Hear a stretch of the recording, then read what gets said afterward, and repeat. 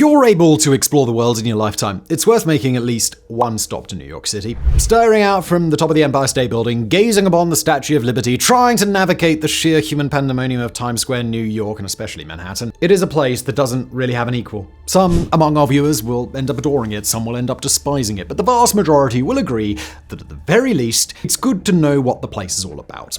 But finish a walk by the East River and through the financial district, past the 9/11 Memorial and One World Trade, and start the walk up Church Street to Lower Manhattan, and you might notice something strange. Looming up over the city, beside old brick buildings and sleek modern skyscrapers, is a behemoth, a gigantic windowless skyscraper built of concrete and clad in textured granite. Looking like one part corporate bastion, one part modern-day castle, and one part supervillain's lair, the building known as 33 Thomas Street is among the most unusual in all of New York. And if the stories are to be believed, then what goes on behind its walls could be just as nefarious as one might expect. 33 Thomas was designed by an architect named John Carl Warneck, born in 1919 in Oakland, California. Warneck had been a bright young man who seemed all but destined to build great buildings. Son of a prominent architect who worked in and around California's Bay Area, Warneck made his way through Stanford and Harvard while becoming acquainted with a fellow student, one John F. Kennedy. Warneck would be spared the horrors of World War II due to a shoulder injury sustained playing football, and by the time the war ended, he was already working in architecture. Over the course of his career, Warneck would notch several major achievements. He worked on Washington, D.C.'s Lafayette Square, the U.S. Naval Academy, Boston's Logan Airport, and Hawaii's State Capitol Building. He'd also designed the Presidential Memorial for his old college friend, JFK, the Eternal Flame display at Kennedy's gravesite in Virginia. According to Warneck himself, he'd also become romantically involved with Jacqueline Kennedy and even discussed marrying her, although the two would later split. But soon after his time with the Kennedy family came to a close, Warneck would start work on what was then called the AT&T Long Lines building. Commissioned by the telephone company AT&T, the building was never envisioned to serve human inhabitants, at least not at any large scale. Instead, it was meant to be a data processing center, specifically to process long-distance phone calls. It was only one such center in an entire network that AT&T had constructed, but it was by far the biggest. In fact, at its peak, it would process an average of 175 million calls each day, including both domestic and international. As such, the building that Warneck would have to design in order to host such a center wasn't going to be treated as a space for people to live or work. Instead, it was a matter of critical infrastructure, one that not just New York City relied on, but the country and the entire world. This was a building made at the height of the Cold War, in a place on Earth where conventional thinking went at the time the Soviets were almost certain to be targeting with enough nuclear bombs that not even the city's rat colonies would survive if World War III ever broke out. The building was designed to be self-sufficient. It stores and generates electricity from its own 250,000-gallon reserves of fuel, and it keeps its own water supplies on premises. In fact, it was designed to be protected even from nuclear fallout, with enough supply stockpiled that 1,500 people could survive inside for a period of up to 2 weeks. Construction on the building was a 5-year process, beginning in 1969 and concluding in 1974. To build it, Warneck leveled a series of classic cast iron buildings whose facades had, until that point, been protected as preserved architecture. Once it was built, the tower rose a full 550 feet into the New York City skyline, about 170 meters. It was designed to have unusually tall floors inside 18 feet or 5.5 meters in order to house the requisite equipment for telephone switching. As such, it's only a 29-floor building, barely half the floors you'd expect to find in a high-rise of comparable height. The floors are built to withstand live loads of 200 to 300 pound-force per square foot, also unusual to find in a high-rise of any sort. The building is entirely, completely windowless, except for its front entranceway, with the facade coated top to bottom with flame-treated textured Swedish granite. Underneath the granite are precast concrete panels, with the only irregularities in the building's facade being a series of 6 protrusions for elevators, stairs, and air ducts running up the sides, and several ventilation openings on the 10th and 29th floors. Overall, architectural critics and commentators of the last several decades seem to quite like the building, praising its brutalist-style architecture as a choice that makes it fit seamlessly as yet another building in the great sprawl of Manhattan. In fact, it's praised mostly for its ability to blend in, to be unremarkable, and to otherwise demand precious little attention from anyone not tasked with going inside. One urbanist and sociologist, William H. White, even claimed that it forms the tallest blank wall in the world.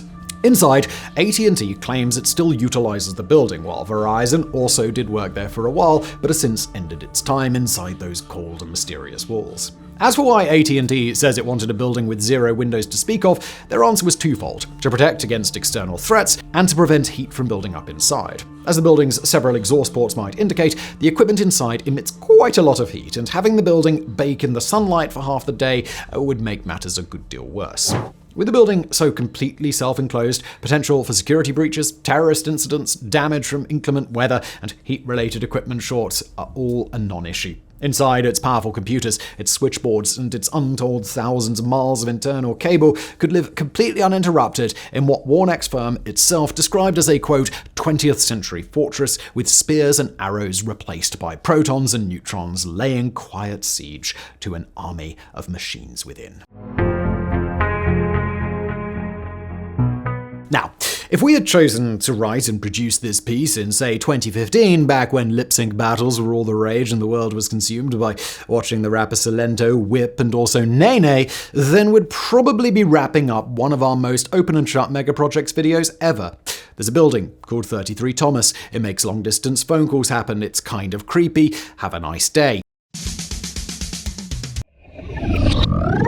But now we've got to take a look at the other side of 33 Thomas, courtesy of a 2016 report by reporters Ryan Gallagher and Henrik Moltke.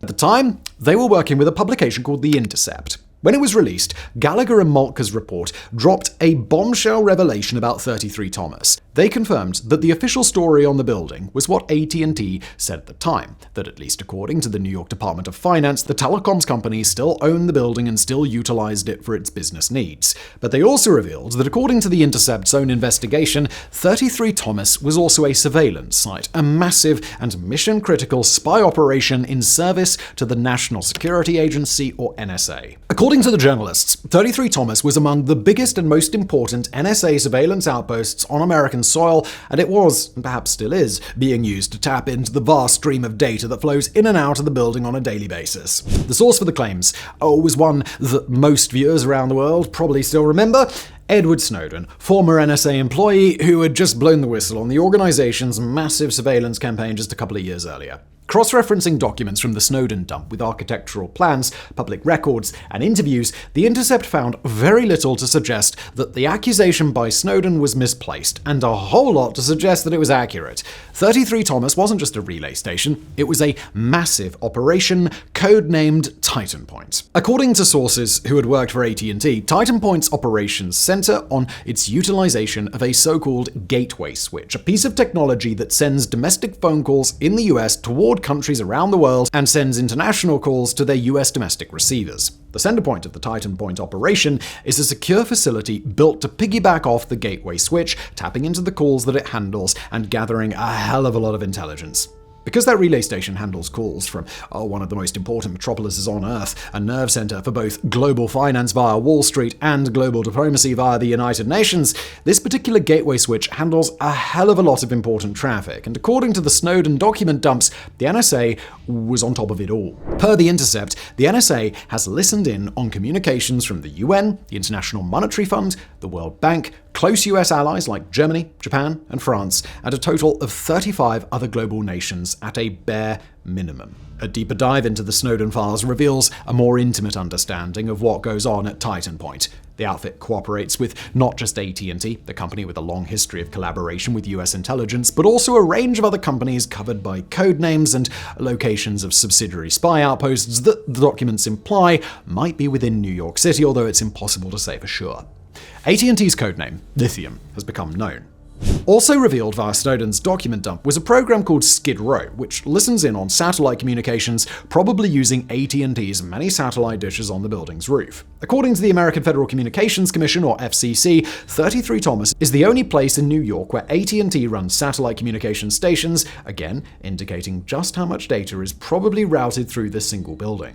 Alongside Skid Row, 33 Thomas is also a centerpiece of the long-running NSA program called Blarney, which leverages manages its relationships with commercial partners in order to exploit foreign intelligence as it's transmitted across global networks. According to the NSA, Blarney collects both content and metadata for counterterrorism, military intelligence, diplomatic surveillance, and several other key areas, and Titan Point is one of Blarney's 3 key sites around the world. Among known Blarney operations that likely went through Titan Point was an effort to surveil the United Nations mission monitoring Syria's civil war in the months after the country's crisis first broke out.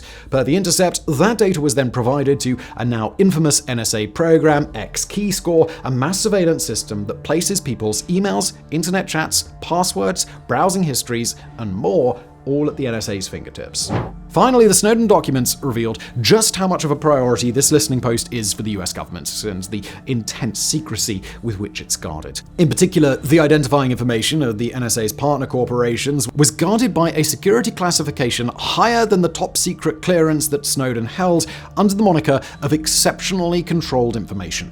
Also keeping watch over the listening post is the FBI's New York field office, located just a block away. According to an NSA-published travel guide from 2011, employees who intend to go to Titan Point should go through the FBI's field office to obtain a, quote, cover vehicle, and when they're moving, to avoid wearing any clothing or insignias that would indicate who their employer is. Once they arrive, they move through the building's guarded entrance and up to where the magic happens. Inside, they'll find NSA equipment secured in what's known as a SCIF, a sensitive compartmented information facility, intercepting internet data and phone calls before forwarding that data to secondary NSA locations, storage facilities for the internet traffic, and the organization's Maryland headquarters for the phone calls. Included within the Intercept report, AT&T denied that they, quote, allow any government agency to connect directly to or otherwise control our network to obtain customers' information. Rather, we simply respond to government requests for information pursuant to court orders or other mandatory processes, and in rare cases, on a legal and voluntary basis when a person's life is in danger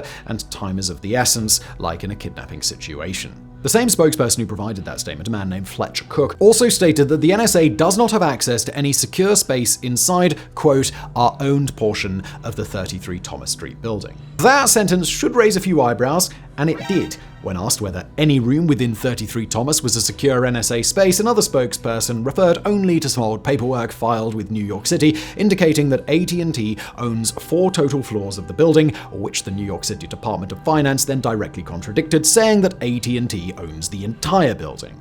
That was, perhaps understandably, when AT&T decided it was time to stop commenting on the story. But after The Intercept dropped its bombshell investigation, precious little information has come out about 33 Thomas, even with the increased public interest and media scrutiny around the location. Days after the original article dropped, The Intercept released photographs taken by a Brooklyn-based artist named Stanley Greenberg, who got a chance to photograph inside the building in September 1992, 9 years before 9/11 and the intense secrecy that came after it. While the photographs are certainly interesting to see, they don't reveal anything in the way of a secret listening post. A former AT&T technician named Mark Klein had given The Intercept his own photographs prior to the publication of the initial story, but those two had been of a similarly fascinating but relatively mundane set of electronic equipment. Klein had made headlines after moving to California and continuing his work with AT&T, blowing the whistle in 2006 that the company had maintained a secure room in a San Francisco office where the NSA had placed technology to spy on phones and internet traffic.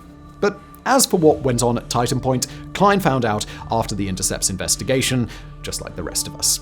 One much more recent, albeit perhaps less credible account of what's inside 33 Thomas since then comes courtesy of the New York Post. In 2023, the organization put up a story relating the experience of an unidentified steam fitter who worked inside 33 Thomas in the early 2000s on a crew made up of several workers, including his own son, who installed pipes and wiring across the interior. Said the source, quoting, "There were rooms we couldn't get into. They specifically told us not to enter, and we couldn't ask what's inside or why we can't go in. Wandering to parts of the building where they didn't have an explicit reason to be was apparently not acceptable for the group, and per the article, some parts of the building were, quote, so aggressively off limits that the workers had to work around them in a move the whistleblowing worker called unprecedented." Since then, no further accounts have emerged from inside 33 Thomas, at least not ones that we could consider the least bit reliable. In fact, it's not clear what might have happened to Titan Point after the Intercept story was first published. Perhaps the listening post was forced to change the way it operated or shift locations in order to avoid public scrutiny. Perhaps it was in the process of winding down for other reasons, brought on by the global shift away from the landline and toward mechanisms of communication that bore little resemblance to what people had been using when 33 Thomas first rose up from the ground. Perhaps it's still there, watching the whole world spin from inside a lair in Tribeca, or perhaps it was never there at all.